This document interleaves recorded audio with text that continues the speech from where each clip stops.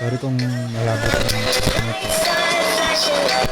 Kung napapanood naman to, alam ko na, well, probably, hindi na tayo nag-uusap. Or probably,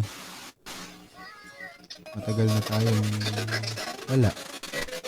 Or most probably, hindi na ako nanliligaw sa'yo. Or kung pinapanood mo man to siguro kung naging tayo man, siguro naghiwalay na tayo sa panahon na pinapanood mo to. But, gusto ko lang sabihin na thank you. Maraming salamat. Kasi nakilala kita. Thank you sa lahat ng pagkakataon na nandiyan ka. Thank you sa mga binigay mo.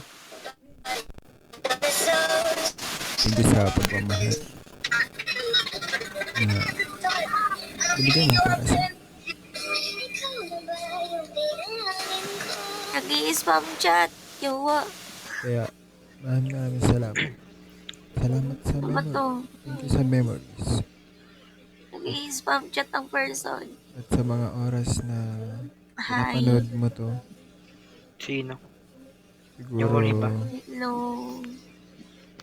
masaya ka. Olive oil. Siguro sana masaya ka na sa Nanonood ng TikTok niya to. Nag-i-spam chat. masaya ka sa kung ano meron. Masaya ka sa tao na nagpapasaya sa kayo ngayon. Tatampo yung anak mo. Bakit nangyari? Tingnan mo Yun yung chat lang sa naman- ano niya. yun lang Sa naman gusto ko. room. Ay, asan? Na Di mo naman naging nakita. Tingnan mo sa room kasi. masaya ka na. Yun lang. Kaya I will cherish those memories we Kasalanan ko have. sa kanya.